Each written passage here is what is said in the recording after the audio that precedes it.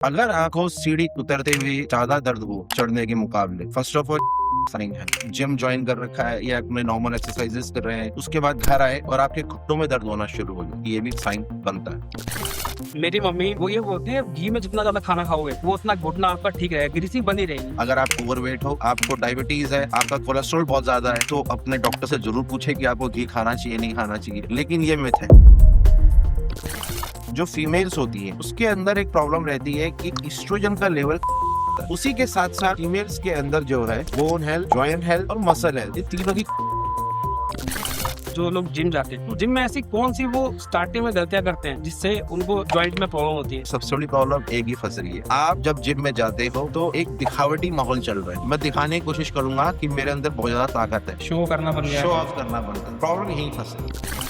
Foreign nationals के लिए India में आके ट्रीटमेंट कराना बहुत ही आसान काम हो। सबसे पहला जो हमेशा फॉरेन वाला रहेगा, आपको डॉक्टर की वेट नहीं करनी पड़े। तो जो फॉरेन का पेशेंट है उसको वेट टाइम तो बिल्कुल ही रिड्यूस हो गया, जीरो हो चुका है। इंडिया में आते ही हमारी कॉस्ट डर चीप है। जो नी रिप्लेसमेंट आज की डेट में यूरोप के अंदर 25 से 30 लाख रुपए का होता है, वही नी रिप्लेसमेंट हमारे यहाँ इंडिया के अंदर 3 से 5 लाख रुपए। सर स्वागत है आपका हमारे शो में। धन्यवाद मोहित, और आपके सभी दर्शकों को मेरा नमस्कार। सर घुटना खराब होने की वो शुरुआती 3 सिग्नल बताइए जिससे लोग इग्नोर कर देते हैं कि यार ये तो नॉर्मल चीज है, डेली लाइफ में होता रहता है, इसको अपन इग्नोर करते हैं।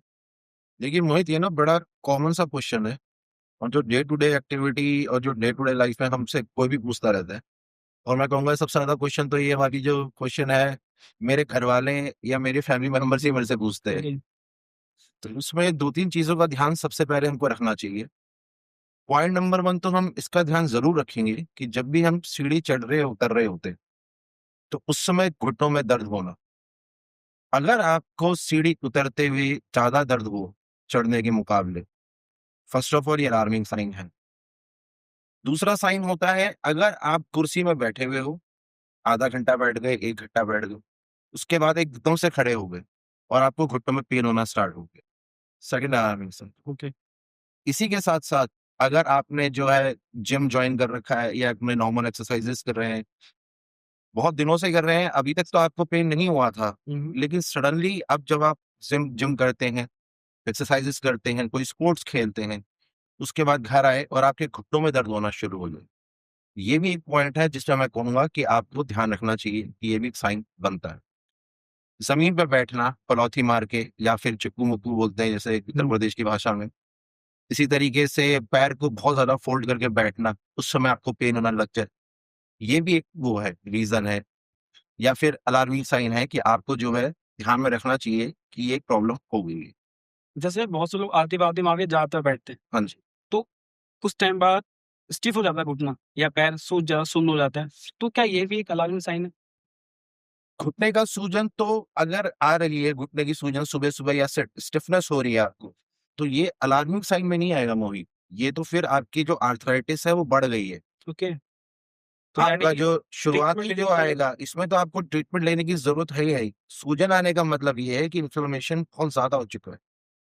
तो अगर आप शुरुआती बात करें, तो शुरुआत में डेली नॉर्मल एक्टिविटीज में, अगर सिंपल भाषा में समझाऊं तो, उसको करते वक्त अगर आपके नी में पेन होने लग जाए, ज्यादा दबाव पड़ने लग जाए, थकावट घुटनों में होने लग जाए, प्रेशर लगने लग जाए, ठीक है।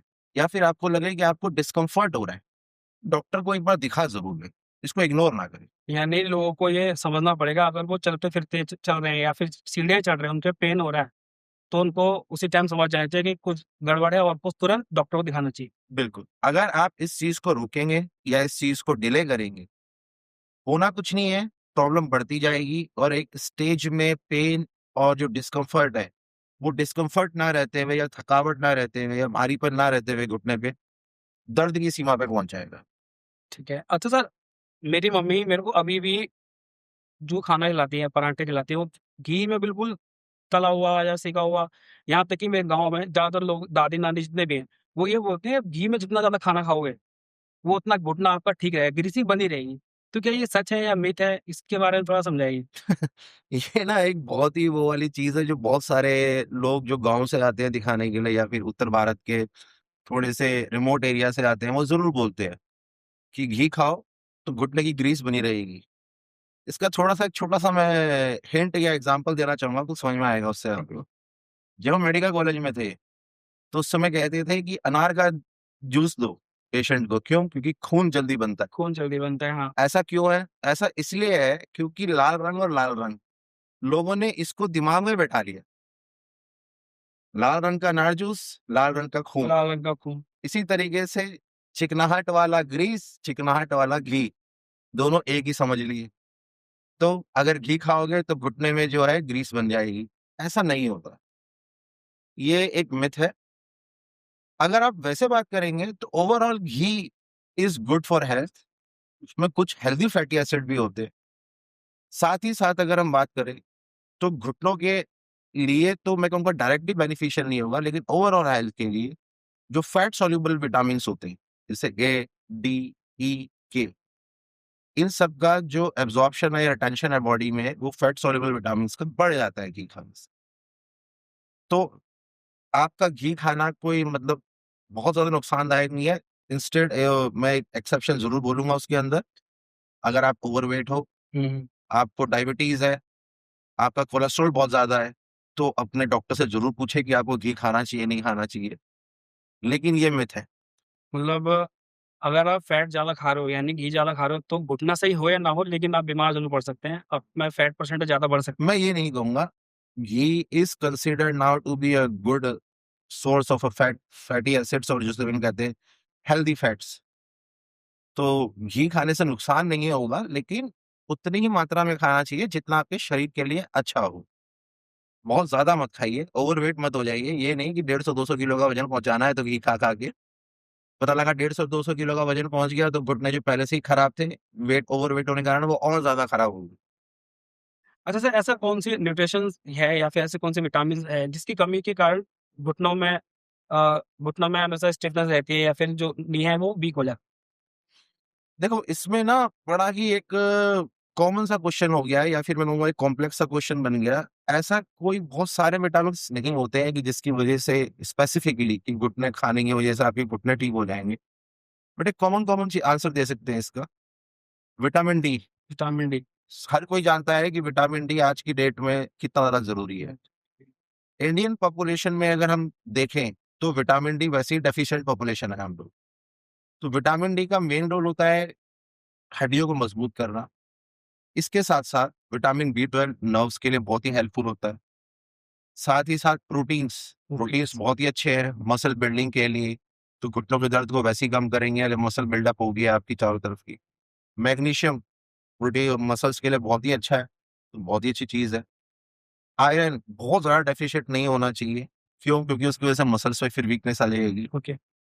विटामिन डी और कैल्शियम, कैल्शियम नहीं बोला, आपने ये नहीं पूछा मेरे से, मैं हमेशा बोलूँगा कैल्शियम इसलिए पूछना चाहिए था कि विटामिन डी और कैल्शियम साथ-साथ चलते हैं। ये एक भाई-बहन की तरह है। तो विटामिन डी की अगर डेफिशिएंसी होगी तो कैल्शियम की डेफिशिएंसी ऑटोमैटिकली होगी ही होगी। साथ-साथ चलते हैं हमेशा। ये हमेशा ही साथ-साथ चलेगी। विटामिन डी का रोल ही कैल्शियम एब्ज़ॉर्प्शन बढ़ाना है। ठीक है। तो कैल्शियम और विटामिन डी साथ-साथ ही चलेंगे। कैल्शियम अगर शरीर में बहुत लंबे समय तक कम रहता है, तो उसको ऑस्टियोपोरोसिस कहते हैं। ऑस्टियोपोरोसिस मतलब हड्डियों का कमज़ोर हो जाना।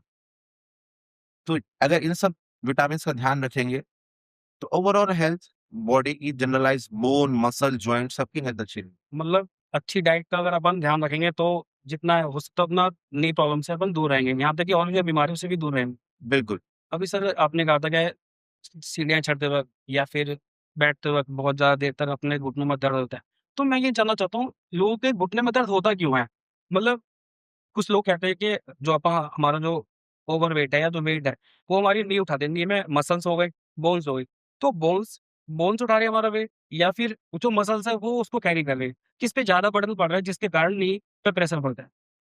देखो, इसका आंसर ये होगा कि जो बोन्स है, वो बेसिकली स्ट्रक्चर है।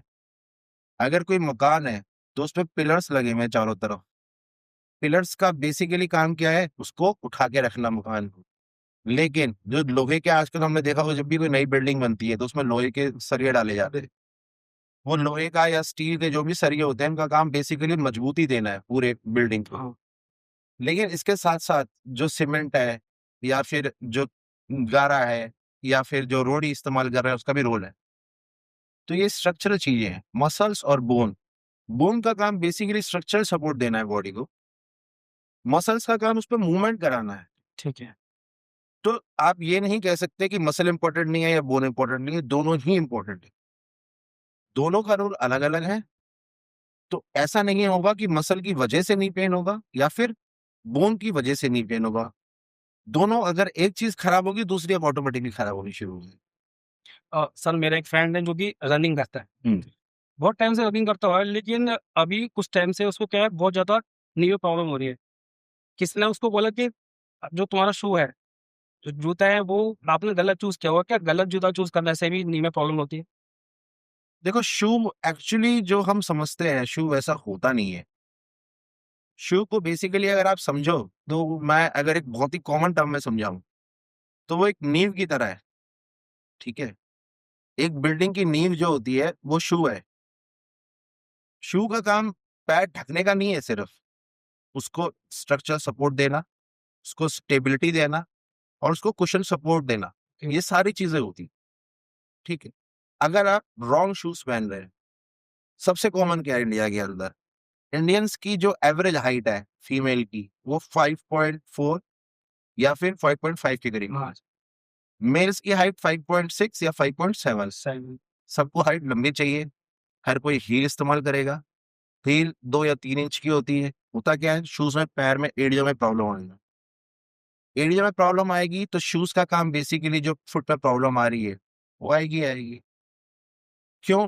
क्योंकि जब हील होती है तो उसके कारण जो वेट होता है बॉडी का वो आगे शिफ्ट हो जाएगा, सेंटर ऑफ ग्रेविटी आगे शिफ्ट हो जाएगी, पैरों को ज्यादा मेहनत करनी पड़ेगी। जितनी ज्यादा पैर मेहनत करेंगे उतना आपका पेन बढ़ेगा। बेस्ट शूज पूछोगे आप, बेस्ट शूज क्या होते हैं, तो बेस्ट शूज पहले बता देता हूँ आपको। शूज की हील जो होनी चाहिए वो 1 इंच के लगभग होनी चाहिए, ना उससे ज्यादा ना उससे कम। हील। हील 1 इंच के लगभग है, ठीक है। उससे कम पहन सकते हो, फ्लैट फुट पहन सकते हो, कोई दिक्कत नहीं है, लेकिन फ्लैट फुट शूज पहन सकते हैं, लेकिन हील जो है 1 इंच के लगभग रखिए। जितना पंजा चौड़ा रखेंगे, जिसे हम कहते हैं वाइड टो शूज, वो अच्छा होता है। इसी के साथ साथ जितना कुशन सपोर्ट शूज में होगा वो उतना ज्यादा अच्छा, ठीक है, क्योंकि उसे शॉक एब्जॉर्बर काम भी कर। जिन पेशेंट्स में फ्लैट फुट की प्रॉब्लम है उनको मीडियल आर्च सपोर्ट जरूर पहनना चाहिए, या अपने आर्चेस को, क्योंकि आपने देखा होगा जब आप नहा के निकलते हो तो फुट को अगर आप जब पैर पे देखते हो, छाप देखते हो पानी की, तो आप देखोगे वो पूरी प्रॉपर पैर की छाप नहीं होती, वो कटी हुई होती है। वो कटी हुई इसलिए होती है कि वो आर्च की वजह से कटी हुई, तो वो आर्च नेचुरल है बॉडी के अंदर, तो उसको भी मेंटेन करना है। अगर इन सब चीजों का ध्यान रखेंगे तो फुट का शू आपका ठीक। सर आजकल डेस्क जॉब बहुत ज़्यादा हो गई, फिजिकल एक्टिविटी लोग कम कर रहे हैं, और यही अपन देखें अपने मतलब रूरल एरिया में, वो लोग कई किलोमीटर दूर जो फीमेल्स हैं वो पानी लेके आते हैं, बिल्कुल मटके से, और यहाँ तक कि जो मेल्स हैं वो कई घंटों तक खेतों में काम कर रहे हैं। बिल्कुल। अपनी हाथ की जो एक्टिविटी है, एक्सरसाइज बहुत ज्यादा हो रही है उनकी, कि वो काम भी इतना ज्यादा करते हैं। वहाँ के लोग बिल्कुल फिट है, उनके घुटने में कोई प्रॉब्लम नहीं, कहीं जॉइंट्स पेन नहीं है। और जो अपन शहरों में देखें, सिटीज में देखें, ये कुछ काम नहीं कर रहे हैं, नॉर्मल एक्टिविटी कर रहे हैं, पर इनको नी प्रॉब्लम या जॉइंट प्रॉब्लम ज्यादा होती है। तो इन दोनों में कारण क्या है, ऐसा क्यों होता है? ये भी एक मिथ है कि जो गांव के लोग हैं उनमें नी प्रॉब्लम कम है और जो शहर के लोग हैं उनमें नी प्रॉब्लम ज्यादा है। डिफरेंट डिफरेंट रीजंस होते हैं हर पेशेंट के कि उसको नी की प्रॉब्लम क्यों है। एक जेनेटिक बहुत ही बड़ा रीजन है। अब आप गांव से बिलोंग करो या शहर से बिलोंग करो, आप अपनी जेनेटिक्स तो चेंज नहीं कर सकते, ओके। वो कोई भी चेंज नहीं कर नहीं सकता। हो सकता, बिल्कुल। इसी तरीके से अगर आपके घुटने में कभी इंजरी हुई हो पहले, तो उस घुटने की इंजरी का असर उस समय तो नहीं आएगा, लेकिन आज से 5-10 साल बाद मोस्ट कॉमन जो घुटने की इंजरी हुई, जैसे एसीएल टीयर हो गया, एंटीरियर क्रूशिएट लिगामेंट टीयर, या मेनिस्कस टीयर है, या घुटने की स्टेबिलिटी की प्रॉब्लम है, या पटेला जिसे बोलते हैं घुटने की कटोरी समझ लीजिए, उसकी कोई प्रॉब्लम है, ऐसी कंडीशन में जो होता है वो घुटने का ऑस्टियोआर्थराइटिस या घुटने का पेन होना नॉर्मल है। अब ये डिपेंड तो करता नहीं कि इंजरी शहर वालों को ज्यादा होती है गांव वालों को ज्यादा होती है, वो तो किसी को भी हो किसी सकती भी है। हो सकता है। शहर वालों में एक चीज़ जो मैं मानता हूँ कि आज की डेट में फिज़िकल फ़िटनेस थोड़ी-सी बढ़ गई। यही आप मिलेनियल्स जनरेशन का आजकल बड़ा ये चल रहा है, मिलेनियल और जेन ज़ी का बड़ा ज़्यादा डिफरेंशिएट देखा जाता है। मिलेनियल्स की अगर मैं बात करूँ तो मिलेनियल्स फिज़िकली उतना ज़्यादा एक्टिव या फिर अपनी जो हेल्थ कॉन्शियस नहीं थे, जेन ज़ी ज़्यादा है। जेन बिल्कुल। ये बिल्कुल ही प्रूवन फैक्ट बता रहा हूँ आपको, क्योंकि मैं रोज़ क्लिनिक पे देखते रहते हैं हम तो ये सब चीज़। तो जेन ज़ी में जो ये स्पोर्टिंग एक्टिविटी होना या फिर जिम का जो कल्चर है या स्पोर्ट्स का जो कल्चर है, इसकी वजह से स्पोर्ट्स रिलेटेड इंजरीज ज़्यादा होती है। सेडेंटरी लाइफ़स्टाइल आपको स्पोर्ट्स रिलेटेड इंजरी से तो बचा लेंगी, फिर लेकिन ऑस्टियोआर्थराइटिस और ये होना कॉमन हो जाता है। तो दोनों का कुछ वो नहीं है, मतलब आपस में मिलता नहीं है। या आप शहर में पैदा हुए हो या गाँव में पैदा हुए हो या कहाँ फंक्शन कर रहे हो, क्या कर रहे हो। हर नेशन की डिजीज़ेज़ इंडिविजुअल होती है, तो वो आपको खुद डिसाइड। अच्छा सर, ये जितने भी जॉइंट्स प्रॉब्लम होते हैं या नी प्रॉब्लम होते हैं, ये मेल के मुकाबले फीमेल्स में ज़्यादा होती है। ऐसा क्यों, मतलब फीमेल्स में ज़्यादा क्यों होता है? यहाँ तक कि वो घर पे इतना सारा काम करते हैं, प्रैक्टिकल रहते हैं वो, डेली लाइफ के भी काम उनके वो बहुत ज़्यादा करते हैं। लेकिन मेल्स में जो नी रिप्लेसमेंट है या फिर नी जॉइंट्स प्रॉब्लम है, ये बहुत कम देखा गया है और फीमेल्स में ज़्यादा। देखो मोहित, होता क्या है कि जो मेल और फीमेल की प्रॉब्लम है, इसके अंदर मैं ये कहूँगा कि पोस्ट मेनोपॉज़ल में जो फीमेल्स होती हैं, उसके अंदर एक प्रॉब्लम रहती है कि एस्ट्रोजन का लेवल कम हो जाता है, एस्ट्रोजन का लेवल कम हो जाता कम हो जाता है। अब इसको जैसे एक पिक्चर आई थी मुन्ना भाई, उसमें सुना था आपने केमिकल लोचा, इसको समझो हार्मोनल लोचा। है। ओके। ये होता है हार्मोनल लोचा जो शरीर के अंदर हो जाता है। एस्ट्रोजन का बेसिक जो रोल रहेगा as an orthopaedician, joint, muscle और बोन्स, इनको हेल्दी रख। जब एस्ट्रोजन का लेवल कम हो जाता है, उसी के साथ-साथ फीमेल्स के अंदर जो है बोन हेल्थ, जॉइंट हेल्थ और मसल हेल्थ, ये तीनों की कम होनी शुरू हो जाती है। इसीलिए मेनोपॉज़ के बाद फीमेल के अंदर बोन हेल्थ, जॉइंट हेल्थ और मसल हेल्थ का कमज़ोर हो जाना या प्रॉब्लम बढ़ जाना कॉमन है।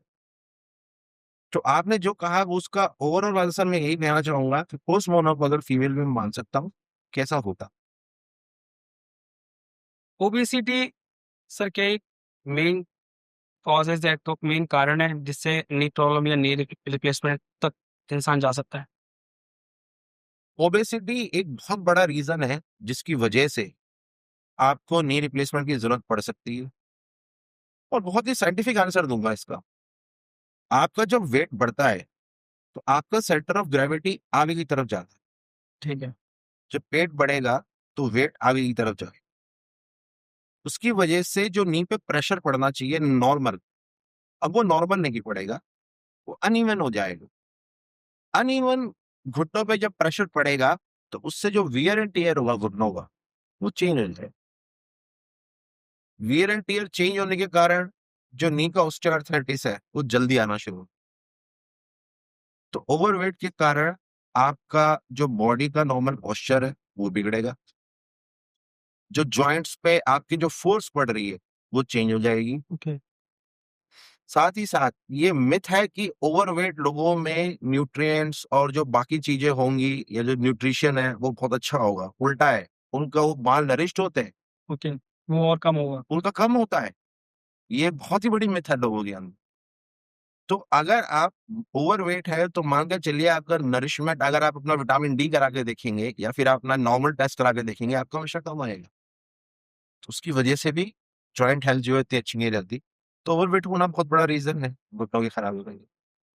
यानी जो भी पर्सन ओवरवेट है, वो सबसे पहले उसका मेन प्रायोरिटी है, वो अपना जो वेट है उसको कम करना। बिल्कुल।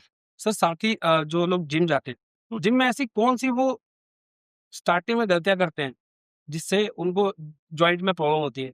स्क्वाट्स बहुत मारते हैं, हेवी वेटेड स्क्वाट्स मारते हैं, लेग प्रेस मारते हैं, तो उतना ध्यान नहीं देते हैं, लेकिन बाद में उनको नी प्रॉब्लम इश्यू हो जाती है, जिससे उनको फिर डॉक्टर्स के पास जाना पड़ता है। जिम का कल्चर जब से आया है, उसमें क्या है, प्रॉब्लम कहाँ आ रही है जिम के कल्चर में, सबसे बड़ी प्रॉब्लम एक ही फँस रही है। वो हर पेशेंट से मैं डिस्कस करता हूँ। आप जब जिम में जाते हो, तो एक दिखावटी माहौल चल रहा है।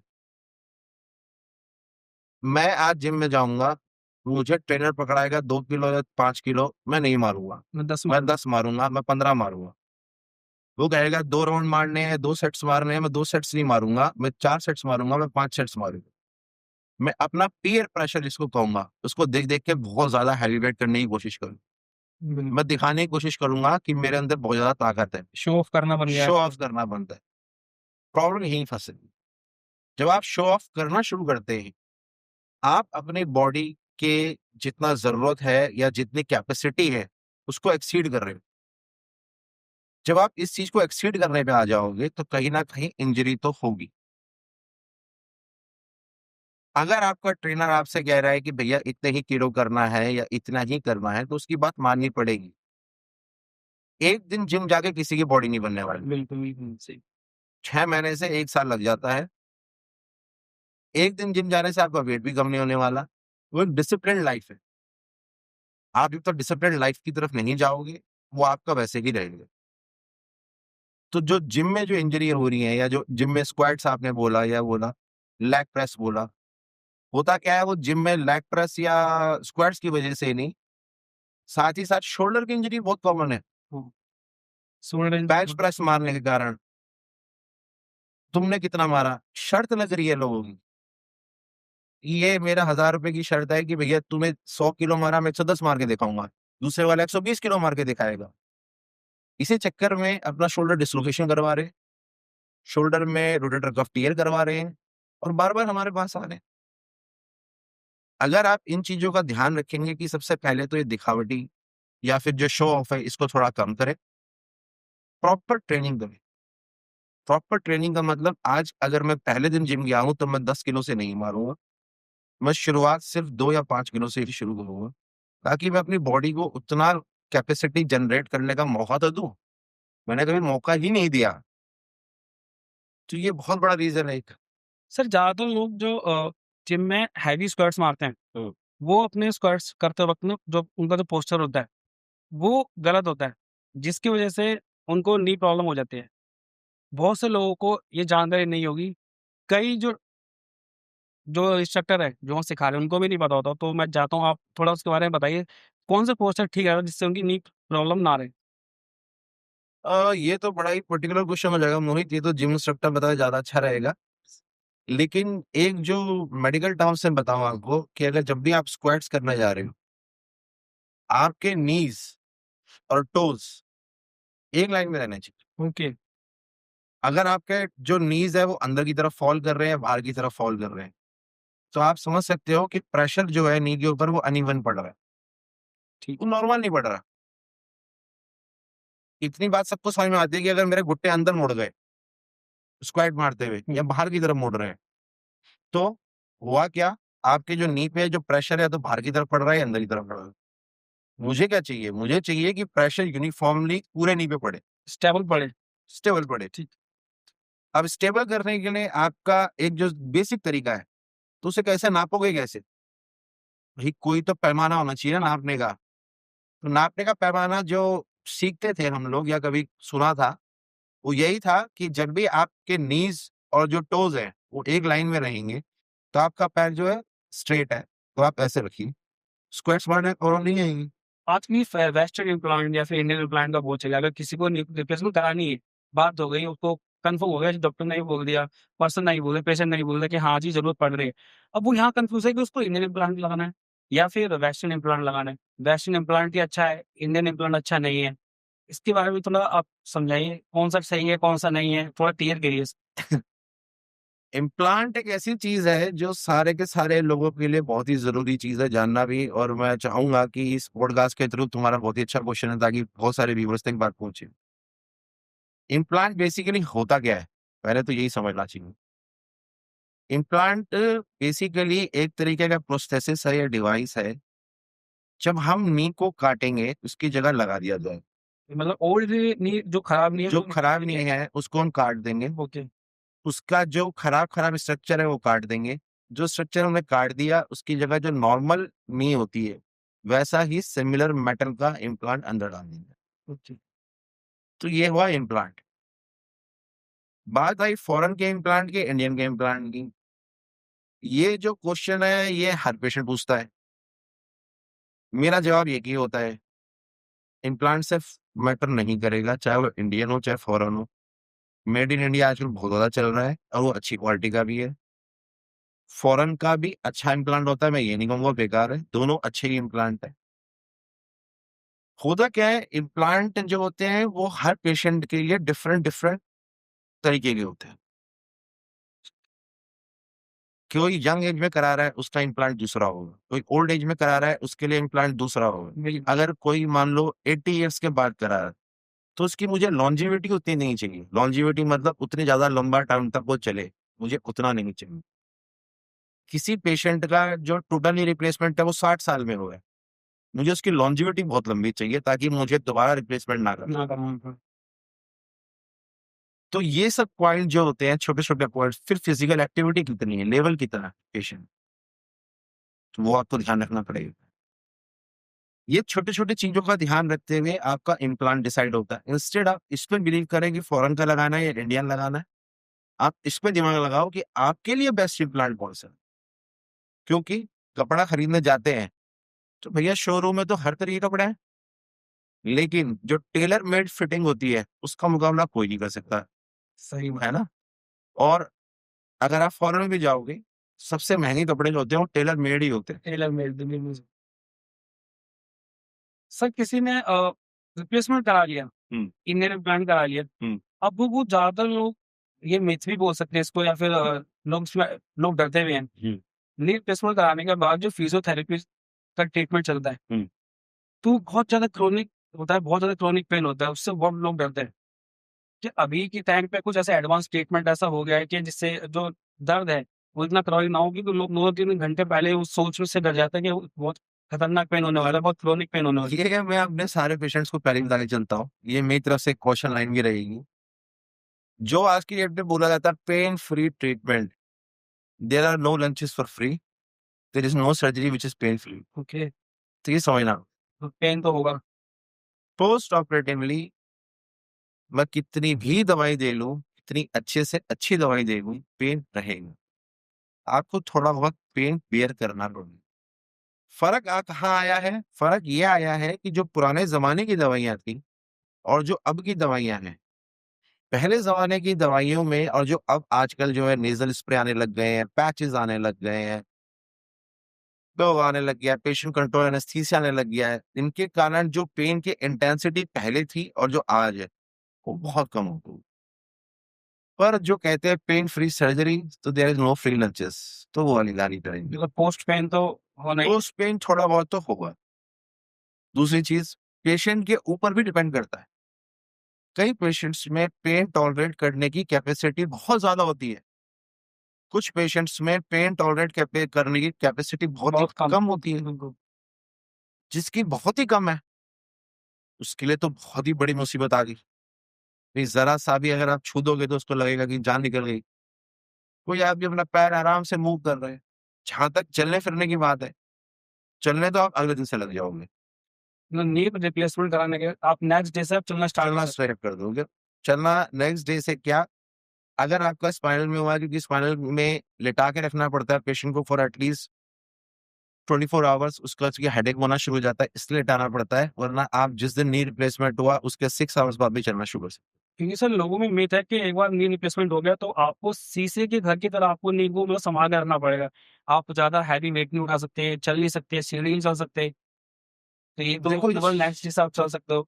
शीशे वाली जो कहानी है कि शीशे का बर्तन बन जाएगा, ऐसा तो कुछ नहीं होने वाला है। और ये बात याद रखनी पड़ेगी कि ज़िंदगी जो है ना, वो शीशे का बर्तन तो नहीं बनेगी, लेकिन ज़िंदगी जो है, अपने घुटनों पे चलना सीख जाएगी। मतलब आराम से डेली लाइफ जो ठीक भी है? काम डेली नॉर्मल है। आप टीकेआर का पहले आपका गोल डिफाइन होना चाहिए दिमाग में। आप टोटल नी रिप्लेसमेंट कराने जा रहे हो, आपको डिफाइन होना चाहिए गोल कि आप क्यों कराने जा रहे हैं। सबसे पहली चीज़, आप अपनी normal day to day activity join कर सकते हो। एक बड़ी कॉमन लाइन मैं कहता हूँ हर पेशेंट से, नॉर्मल ज़िंदगी नॉर्मल तरीके से जी पाओगे। इसका मतलब ना आप एक्सट्रीम वाले सोच के बैठो कि आप कॉन्टैक्ट स्पोर्ट्स खेलने निकल जाओगे, वो नहीं कर पाओगे। आप बहुत फास्ट रनिंग नहीं कर पाओगे। आप 100 150 किलो का लेके स्क्वाट्स नहीं कर पाओगे। लेकिन आप पेन फ्री लाइफ बिल्कुल नॉर्मल जो पहले जी रहे थे वही लाइफ पे पहुंच जाओगे। इससे बढ़िया क्या चाहिए? वही वाली बात है कि जिंदगी अपने घुटनों पे चलना सीख जाओ। सर आजकल ये एमआईएस ट्रीटमेंट बहुत ज़्यादा ट्रेंड में चल रहा है। तो ये जो एमआईएस ट्रीटमेंट है, एमआईएस टेक्नीक है, ये नॉर्मल नी रिप्लेसमेंट से कैसे अलग है? देखो, एमआईएस तो एक ब्रॉड टर्म हुई।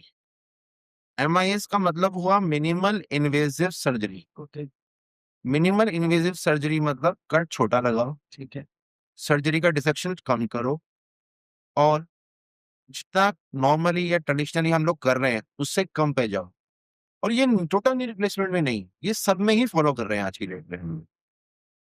धीरे धीरे जैसे साइंस एडवांस हुई है, मेडिकल टेक्निक एडवांस हुई, इसमें आज की डेट में आर्थ्रोस्कोपी जो बेसिकली हम बोलते हैं दूरबीन की सर्जरी, हाँ जी।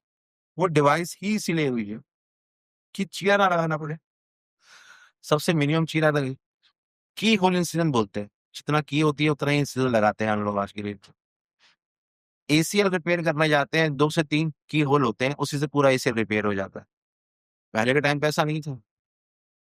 तो ये टेक्निक डिवाइस होने का मतलब ये था कि बेसिकली रिहैबिलिटेशन ज्यादा अच्छा हो। रिहैबिलिटेशन मतलब पोस्ट ऑफ सर्जरी के बाद फिजियोथेरेपी कराना, वापस नॉर्मल रूटीन लाइफ में आना, इन्फेक्शन रेट कम हो, कॉम्प्लिकेशन रेट कम हो, और रिहैबिलिटेशन बहुत ही अच्छे लेवल पे जाए।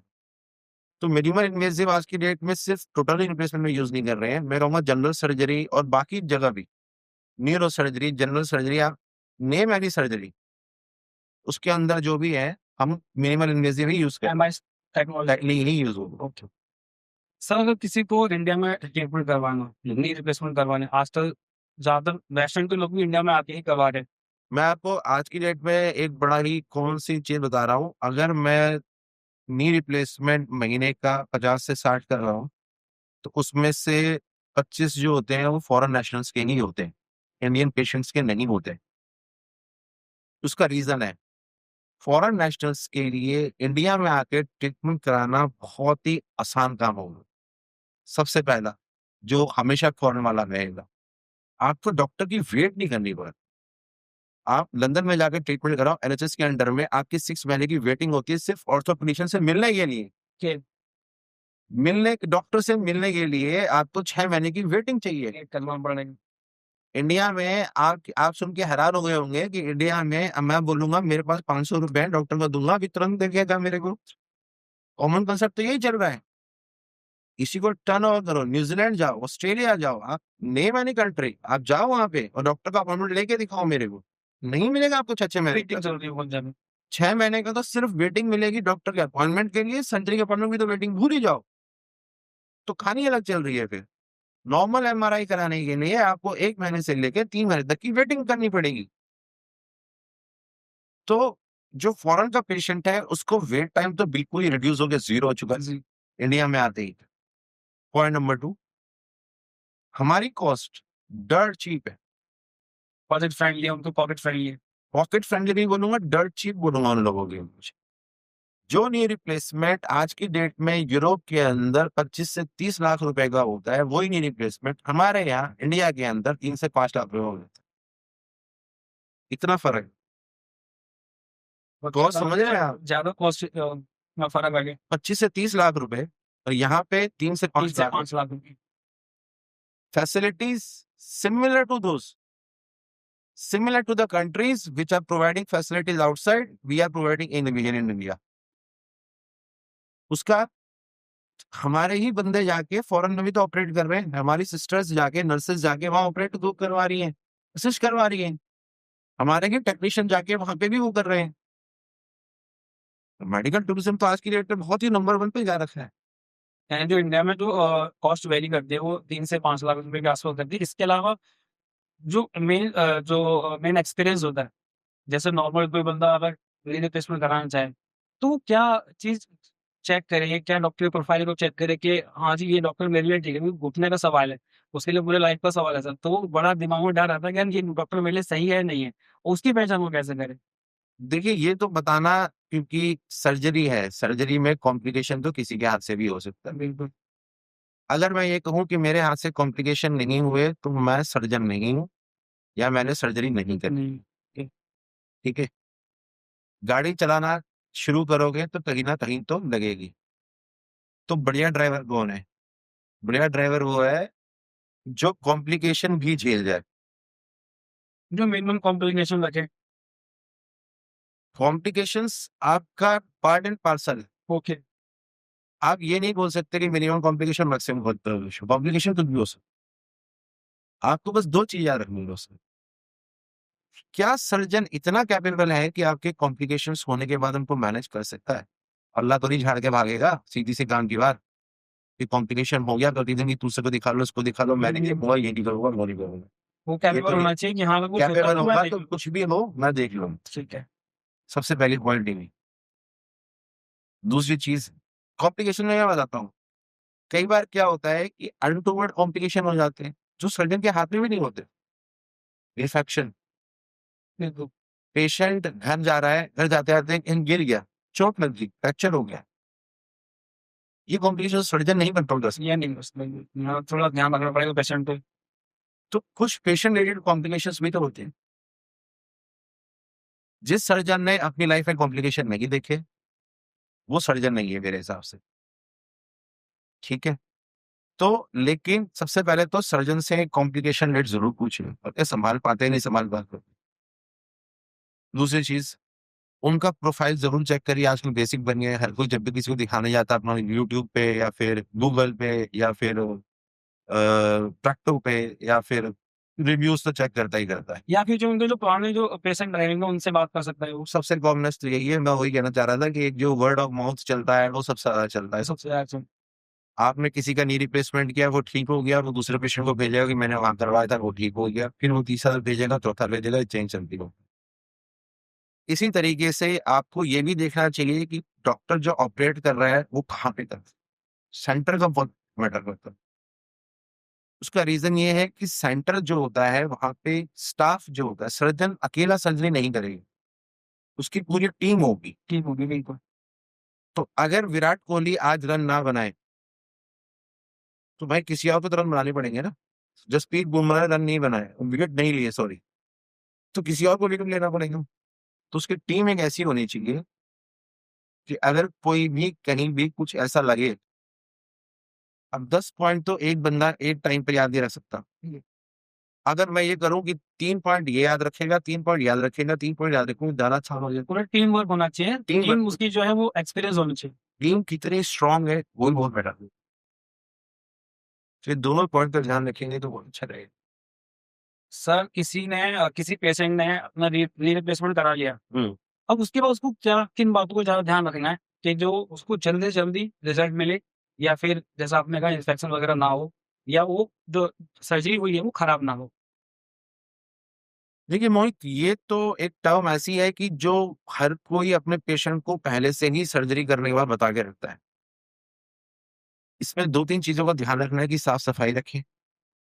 सबसे बड़ी प्रॉब्लम जो मैं एनकाउंटर करता हूँ पेशेंट्स के साथ वो ये होता है कि रिश्तेदारों का मिलना। एक हिंदुस्तान में क्या रिवाज है कि अगर किसी का सर्जरी हुई है, किसी का ऑपरेशन हुआ, उसके घर मिलने जरूर जाएंगे और बिना मरीज से मिले तो वापस नहीं नहीं आएंगे। आएंगे। उसके कमरे में जरूर घुसेंगे, कम से कम आधा घंटा उससे ये जरूर जानेंगे कि क्या हुआ, कैसे हुआ, क्यों हुआ। फिर उससे बात करेंगे, वो करेंगे, चाहे बाहर आके भले ही उसे 2 गाली देके निकले, बट बात तो करेंगे। साथ साथ निगेटिव भी जरूर बोलेंगे। नाइट तो करा लिया। इसमें उससे तो नहीं कराना चाहिए था, वहां नहीं कराना चाहिए था, ज्यादा पैसे दे के आ गए, खराब हो गया होगा। तो ये चीज के लिए मैं हमेशा कहता हूँ कि रिश्तेदार से दूर रहो। ठीक है। जितने कम लोगों से आप मिलोगे इन्फेक्शन रेट उतना ही कम हो। साफ सफाई कैसे मेंटेन करोगे? कोविड के टाइम का जो प्रोटोकॉल था वही फॉलो करो। कोविड का टाइम सबने देखा हुआ है, सबको पता है, सबको। इन्फेक्शन एक को होगा, सबको होगा।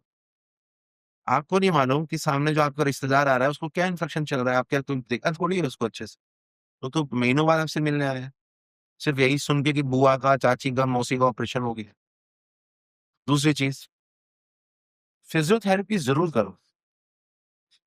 फिजियोथेरेपी इसलिए जरूरी होती है कि मूवमेंट को मेंटेन रखे।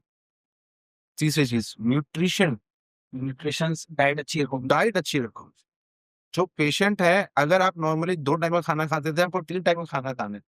इसका मतलब ये नहीं कि डायबिटिक वाले पेशेंट को जाके ठूस दिया खाना या फिर जिस पेशेंट को जो है कोलेस्ट्रॉल ज़्यादा से ज़्यादा ठूस दिया खाना है, ऐसा नहीं करना है। पर डॉक्टर के सजेस्ट करे हुए न्यूट्रिशंस ज़रूरी है। अगर आपकी डायबिटिक डाइट चलती है नहीं, उसमें थोड़ा-सा न्यूट्रिशन बढ़ा, प्रोटीन बढ़ा, न्यूट्रिशन इतना अच्छा करिए कि पेशेंट की रिकवरी और ज़्यादा फास्ट हो। सबसे बड़ी चीज़, जितनी जल्दी मूवमेंट की तरफ जाओगे, उतना जल्दी हेल्दी लाइफ़स्टाइल को मूवमेंट बहुत ज़रूरी। पेशेंट बिस्तर पे लेटा रहेगा, बीमारी और पकड़ लो। जितनी जल्दी चलना शुरू करेगा, उतनी जल्दी normal day to day activity पे वापिस आ एंड पॉजिटिविटी। ये थोड़ा पॉज़िटिव मेरा बहुत पर्सनल ज़्यादा मानना ज़रूरी है। है। ये मेरा पर्सनल है। एक पॉजिटिव एटीट्यूड लेके चलिए। आप जिस सर्जन से सर्जरी कराने गए थे, वो गलत था, सही था, सर्जरी में कॉम्प्लिकेशन हुए, नहीं हुए, वो मैटर नहीं करेगा। आपका पॉजिटिव एटीट्यूड कितना है। अब तो काम हो गया। एग्ज़ाम देके आप आ चुके हो, नंबर ही आने बाकी है। मान के चलो कि 6 नंबर आएँगे, बुरा क्यों सोच के बैठे हो? क्योंकि हमें तो पता ही है ना। और ज़्यादातर अगर आप किसी आपने सही बोला, अगर आप लोगों से मिलेंगे तो नेगेटिव जो थॉट है वो आपके माइंड में ज़रूर उसको पुट ऑन करेगा वो। बिल्कुल। तो जो पॉज़िटिव वाइब है वो हमेशा अपने आस-पास होनी चाहिए कि हाँ, मैंने ठीक करा है। और अपना अगर वो स्टेबल लेके चले कि हाँ, मैं जो गया डॉक्टर मेरे एकदम ओके हैं, एक्सपीरियंस डॉक्टर से मैंने कराया और जो भी अपना ट्रस्ट बना के रहेगा तो उसको सेटल रहेगा उसके मामले में। सर कुछ कॉमन क्वेश्चन है, जैसे नी पेन में वॉकिंग या रनिंग ये कर सकते हैं या नहीं कर सकते? या इससे घुटने खराब होते हैं? डिपेंड करेगा patient to patient, age, activity level. दूसरा, कोई इंजरी के बाद ऐसा तो नहीं कर रहे हो। सीढ़ियाँ चढ़ना या उतरना, ये कितना ज़्यादा इफ़ेक्टिव है या डेंजरस है? अगर आपको नी आर्थराइटिस है, तो सीढ़ी उतरना आपके लिए ज़्यादा मुश्किल रहेगा, चढ़ना थोड़ा-सा कंपैरेटिवली आसान रहेगा। डेंजरस की बात करें तो हाँ, इंजरी होने के चांसेस रहते हैं, कार्टिलेज डैमेज होने के चांसेस। रनिंग से नी जल्दी खराब हो जाती है या फिर जॉगिंग से? रनिंग और जॉगिंग, देखो दोनों चीज़ों में जो है आपके नी पे प्रेशर तो पड़ेगा ही पड़ेगा। तो जॉगिंग एक ठीक चीज़ है। रनिंग मैं कहूँगा कि जितना पेन आपको डिफाइन करने दें, अगर पेन अलाउ करेगा तो रनिंग भी कर सकते हो, जॉगिंग ऐसा कुछ है नहीं कि जॉगिंग और रनिंग दोनों से मतलब कुछ फ़र्क पड़ेगा। सर नी कैप पहनना बेनिफिट होता है? यूजुअली एक सपोर्ट रहता है। नी कैप का एज़ सच अगर आप पूछोगे तो कोई ऐसा रोल नहीं है, बट एक मेंटल वो रहेगा कि आपको पैर इतना ज़्यादा फ्लेक्स नहीं करना। होता क्या है, बेसिकली आपको 90 डिग्री से ज़्यादा पैर फ्लेक्स करने में प्रॉब्लम आएगी और डैमेज बढ़ेगा।